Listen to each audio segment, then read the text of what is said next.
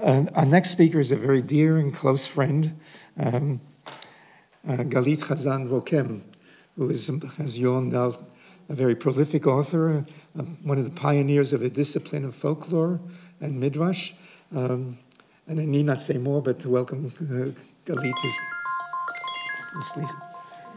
That's the Messiah calling me. Good midday, audience. Prepare to a very much younger Buber, I think, before he became the iconic Buber. This paper addresses Buber's intellectual interactions with contemporary folklore scholars, as well as the curious fate of his work related to the long Finnish epic poem Kalevala. In 1912, Martin Buber published in the magazine Litterarischen Echo the essay Kalevala das finnische Epos, Kalevala the Finnish epic, as reported in the volume of his collected works titled Myth and Mysticism. What am I doing wrong? Danke. The essay was republished as the Nachwort, the afterword of the 1914 edition of St. Petersburg scholar Anton Schiefner's translation of the Kalevala into German. Schiefner's translation was originally published in 1852 in Helsinki, or as the title page says in Swedish, Helsingfors, the capital of the Grand Duchy of Finland under the rule of the Russian Empire, and was titled Kalevala das Nationalepos der Finnen. The epic had been published in its original language just 3 years earlier. The description national lacks in the Finnish original, although the national spirit is certainly there. Buber initiated the translation's republication at a Munich publishing house and contributed his essay as its afterword. A few words about the Kalevala and its emergence.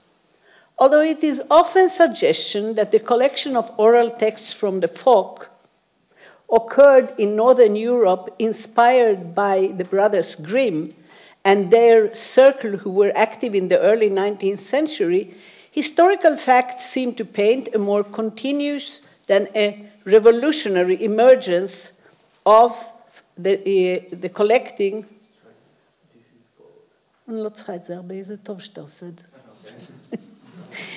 Occurred in so it is. It seems that historical facts seem to paint a more continuous than revolutionary emergence of the collecting of folk tales, folk songs, proverbs, and other genres of folklore.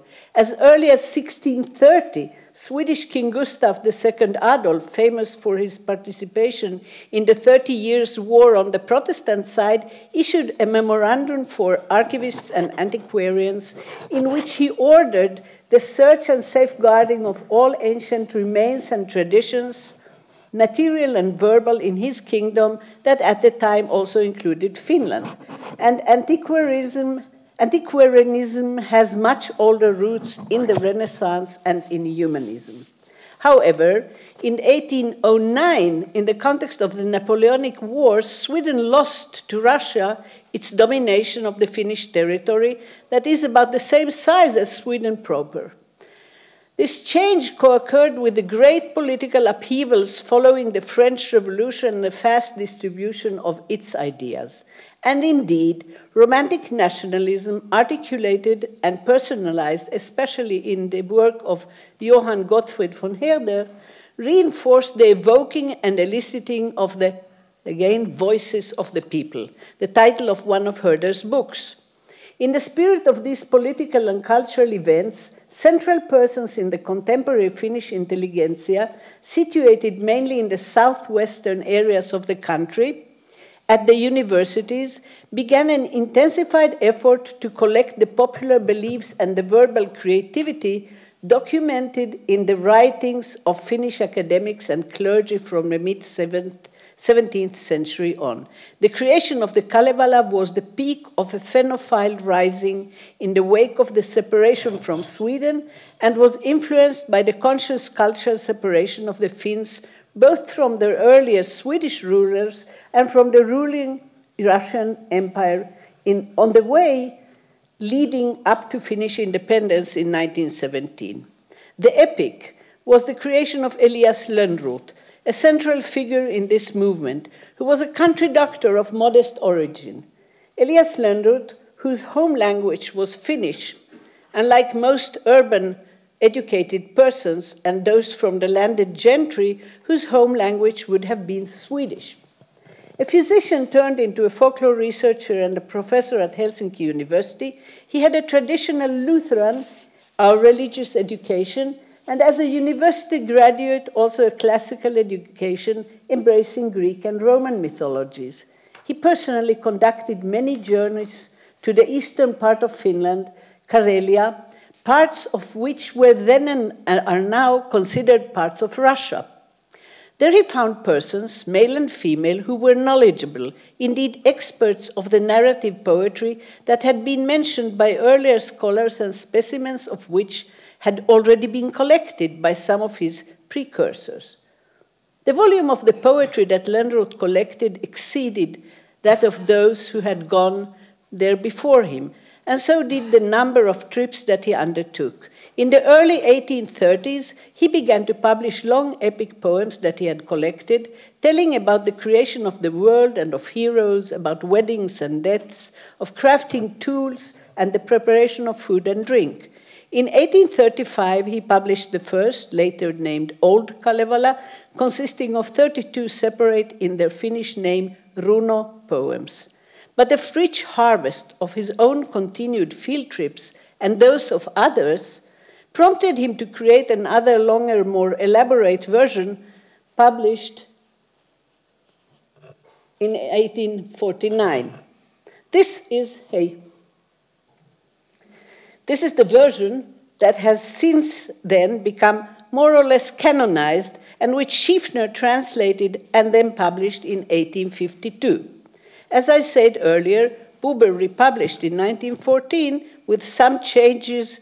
And as I said earlier, this one Buber republished in 1914 with some changes and with his afterword. He has in various letters and notes explained his fascination with the Kalevala, that already in his youth revealed to him the kind of direct attachment to and communication with the world, with nature and all of creation that he sought for. Perhaps he found in it an existential correlative to the totality of his grandfather Shlomo's experience with the Hebrew sacred texts that he devotedly edited while the child Martin was raised under the same roof. This edition of 1914 apparently made the Kalevala much more accessible, the one with Buber's afterword, accessible to the German-speaking readership than it had been in Schiefner's own translation. Or maybe it just tapped into the general patriotic wave that washed through that audience in the years of World War I. The success was such that in 1924 another edition of the now Schiefner-Buber translation was published in which the Nachwort had become an Einführung. The afterword word was now the introduction. Moreover, Buber had become a serious Kalevala scholar and added 24 pages of quite detailed notes for each Runo poem. Buber apparently learned some Finnish, and he apparently had a special gift for languages. Much of the most interesting scholarship on Kalevala has also been translated into German from the beginning of the 20th century. The huge number of versions of epic singing that were collected from the early 19th century until the end of the 1960s had a powerful impact on Finnish culture. A considerable selection was published in Finnish in 34 big volumes titled The Old Poems of the Finnish People, published between 1908 and 1948, with a complementary volume in 1997.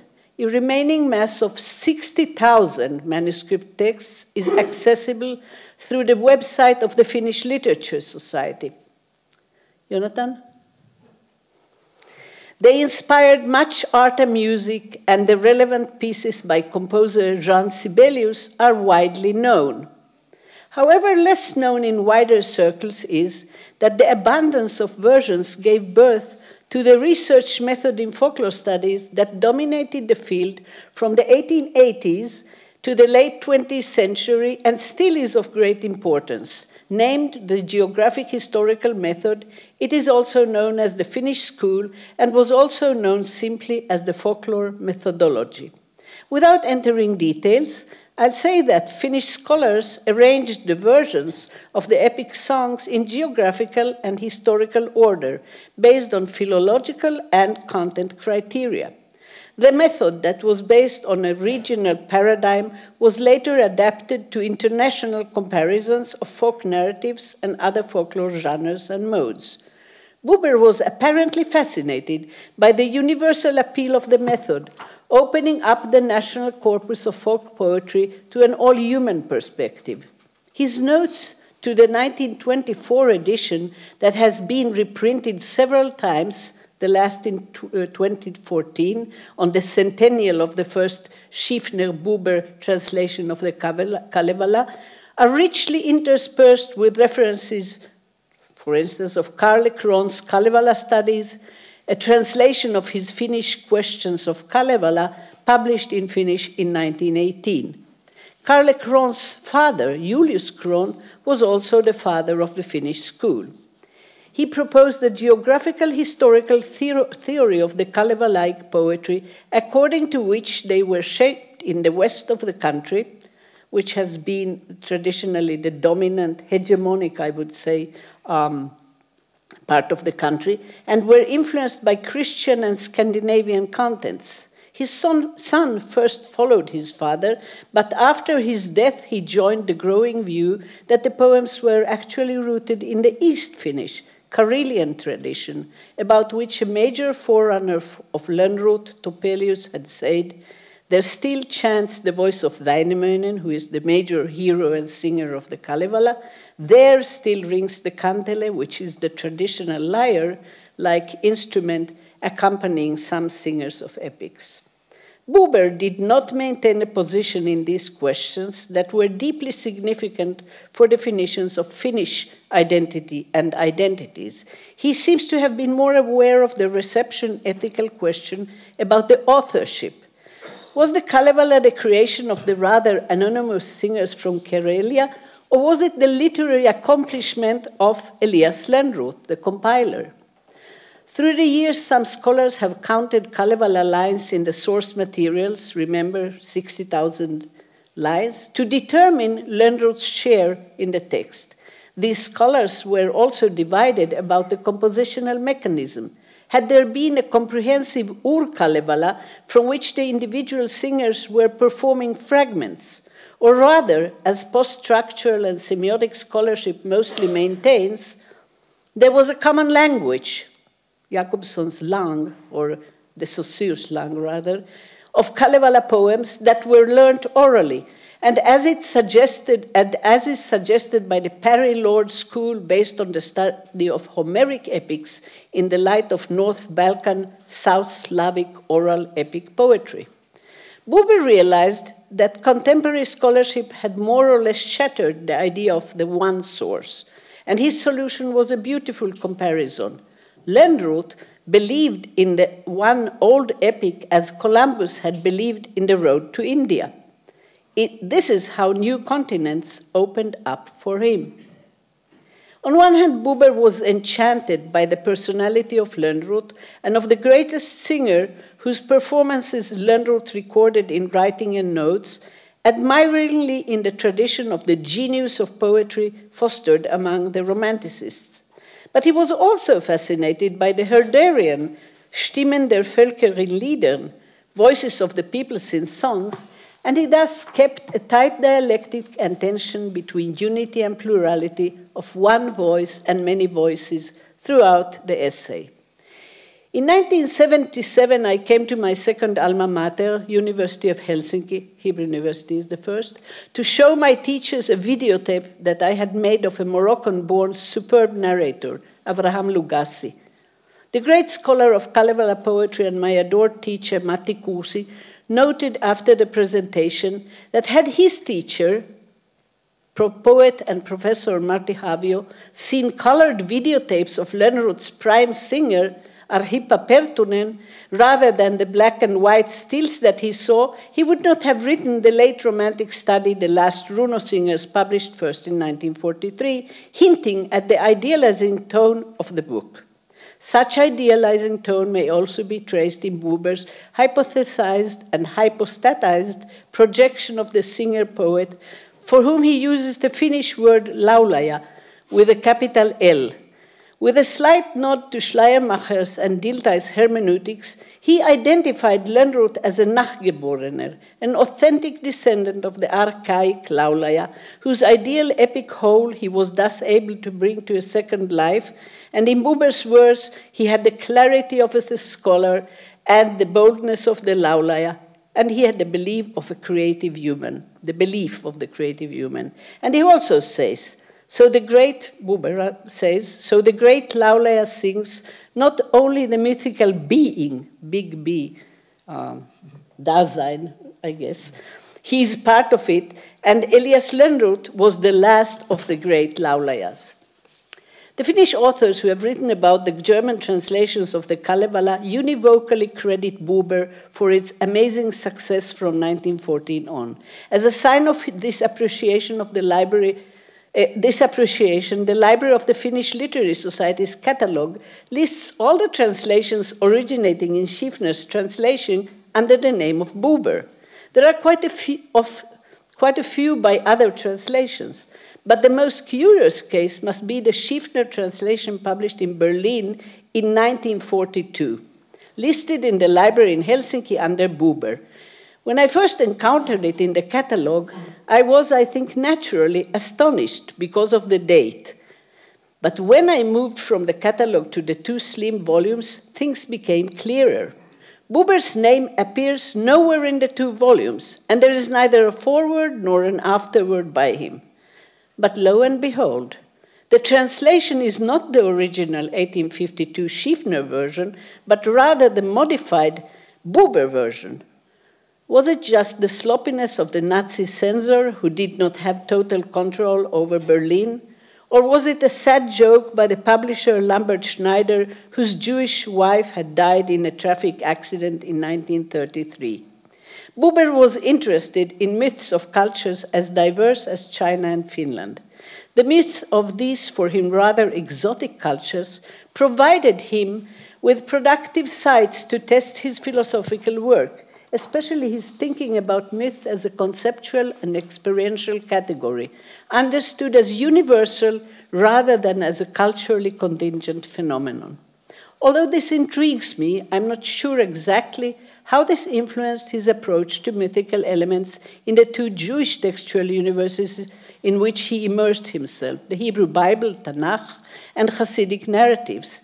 Did the journeys to other cultures' myths illuminate his understanding of biblical and Hasidic myths as expressions of what Claude Lévi-Strauss later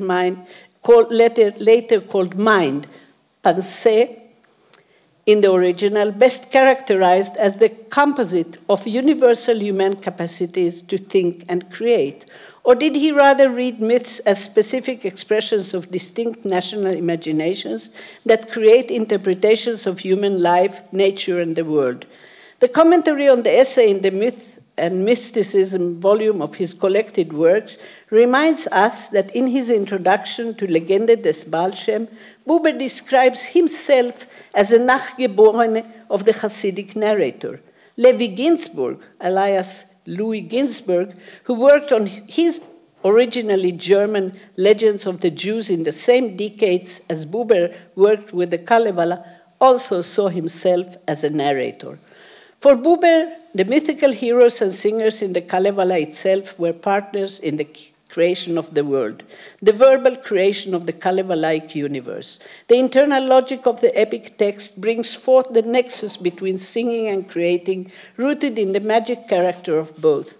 The main hero, Wainamoinen's peculiar mode of singing is an incantation, loitsu, thus bringing him close to the mythic beginning of the biblical narrative, the creation by language, the Vayomer of Genesis 1. His singing carries the epithet, the language of power, reminding us of the late antique theological concept of God's dynamis and John's Gospel's logos. The Kalevala-like belief system that Buber seems to have imagined as projecting a well-organized pantheistic rather than unified world, as a well-organized pantheistic rather unified world, appears to this reader a century later as a more lively and animistic one, not one large universe animated by one world spirit, but rather a series of human encounters with the miraculous and magic qualities of the world. Buber's imagined Laulea figure was created seemingly unaware of the fact that the songs were collected from singers both male and female, which underlines the multiplicity of voices that originate in the Hamish homestead atmosphere of the Finnish tupa, the large common room of the countryside home that included the kitchen and the hearth.